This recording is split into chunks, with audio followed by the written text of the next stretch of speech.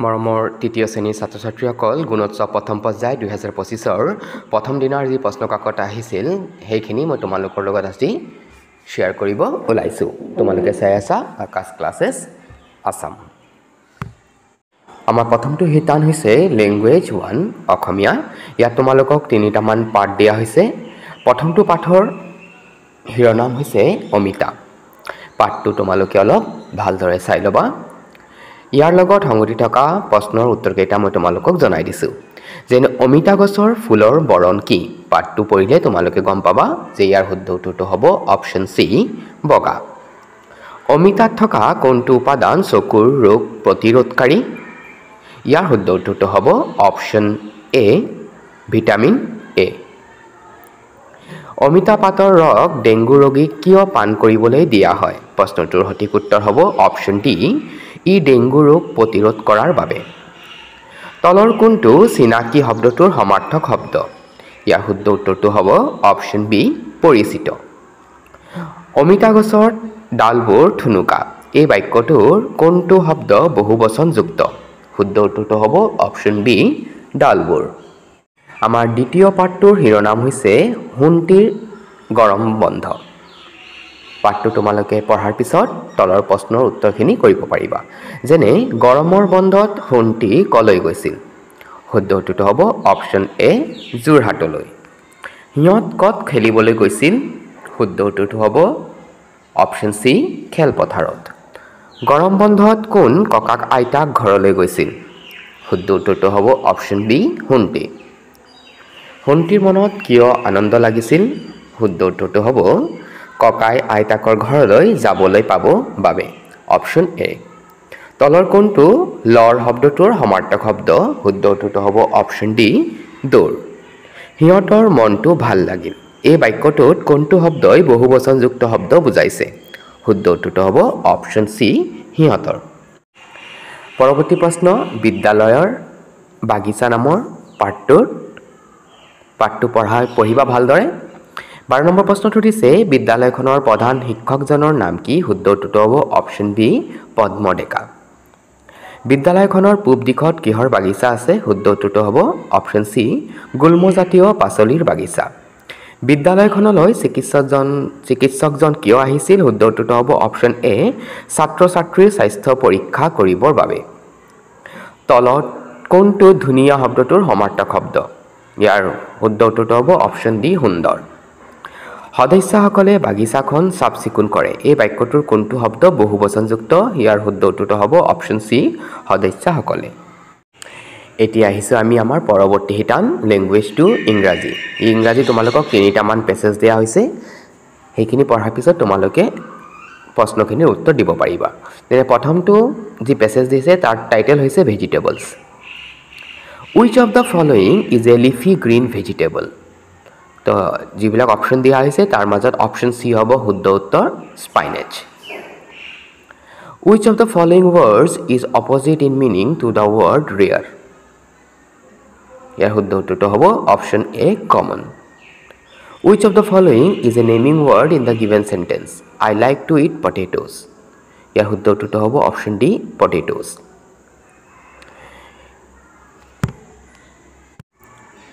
2 নম্বৰ পেছেজৰ টাইটেল হৈছে ৰুবু এণ্ড হিজ পেট। পেছেজটো তোমালোকে ভালদৰে পঢ়িবা। পঢ়াৰ পিছত তলৰ প্ৰশ্নৰ উত্তৰখিনি কৰিব পাৰিবা। যেনে প্ৰথমটো প্ৰশ্ন সুধিছে where did they see Mickey?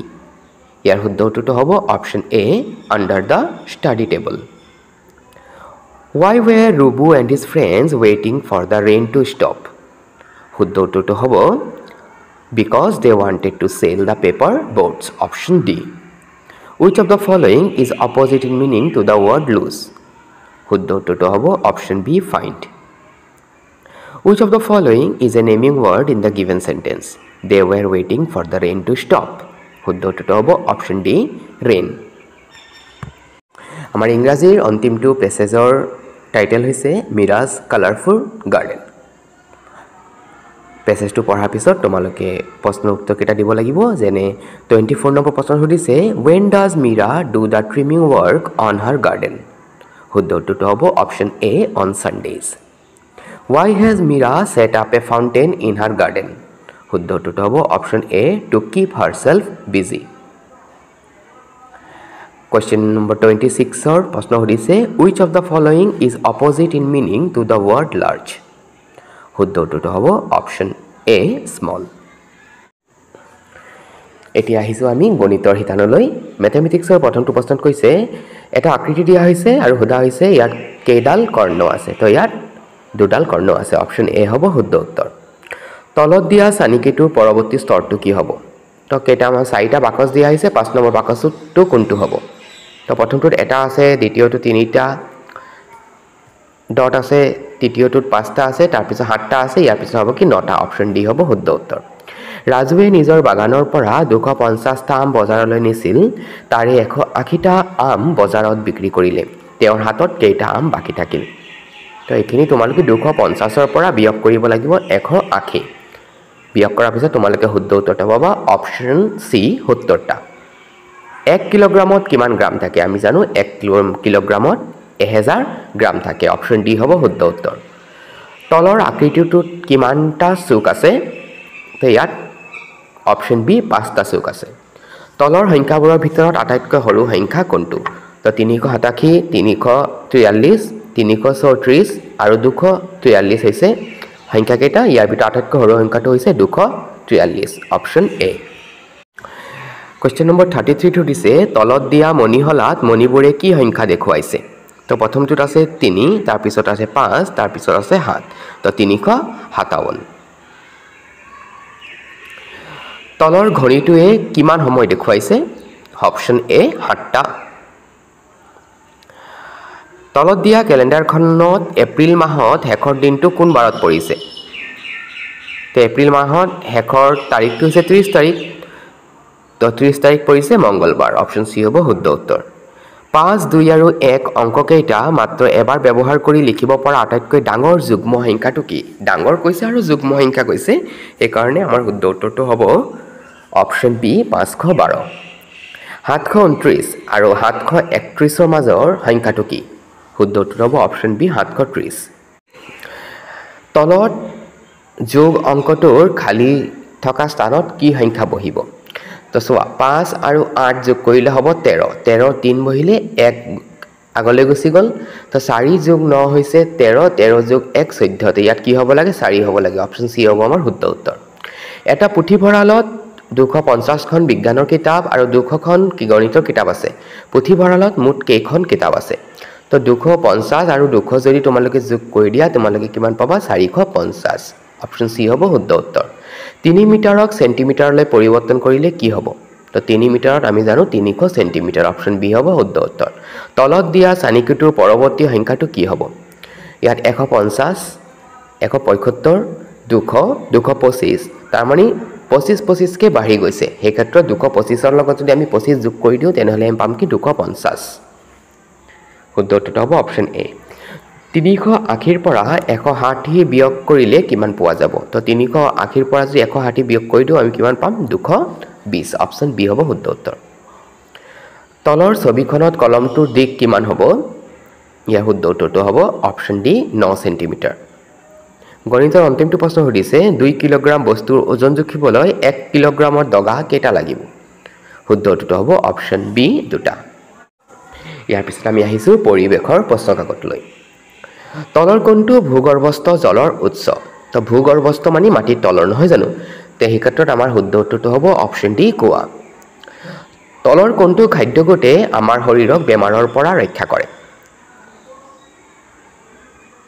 ইয়াৰ শুদ্ধ উত্তৰটো হ'ব অপশ্যন সি আমলখি কলডিল আৰু ঢেকিয়া এইবোৰে আমাৰ শৰীৰক বেমাৰ আজাৰৰ পৰা ৰক্ষা কৰে কেঁচু কিয় মাটিৰ তলত থাকে শুদ্ধ উত্তৰটো হ'ব অপশ্যন এ সূৰ্যৰ তাপ সহ্য কৰিব নোৱাৰা বাবে তৰাবোৰ দেখিবলৈ অতি সৰু কিয় শুদ্ধ উত্তৰটো হ'ব পৃথিৱীৰ পৰা অতি দূৰত থকা বাবে অপশ্যন বি তলত দিয়া চিত্ৰসমূহৰ পৰা ভিতৰত খেলা খেলটো চিনাক্ত কৰা তো ইয়াৰ চিত্ৰকেইটাতে ফুটবল দিছে ক্ৰিকেট দিছে কাবাডী দিছে আৰু কেৰম দিছে তো এইখিনিৰ পৰা ভিতৰত খেলা খেলটো হৈছে কি অপশ্যন বি কেৰম মিনাৰ ঘৰৰ পৰা বিদ্যালয়লৈ কম দূৰত্ব কম বিদ্যালয়লৈ যাবলৈ তাৰ বাবে কোনখন বাহন আটাইতকৈ উপযুক্ত হ'ব তো কম দূৰত্বৰ বাবে আমি কি ব্যৱহাৰ কৰিব লাগে চাইকেল অপশ্যন এ হ'ব শুদ্ধ উত্তৰ গাখীৰ জুখিবলৈ তলৰ কোনটো সঁজুলি ব্যৱহাৰ বাবে উপযুক্ত তো গাখীৰ জুখি জুলীয়া বস্তু জোখাৰ বাবে আমি লিটাৰ স্কেল ব্যৱহাৰ কৰোঁ অপশ্যন চি তোমাৰ পৰিয়ালৰ কোনো এজন সদস্য অসুস্থ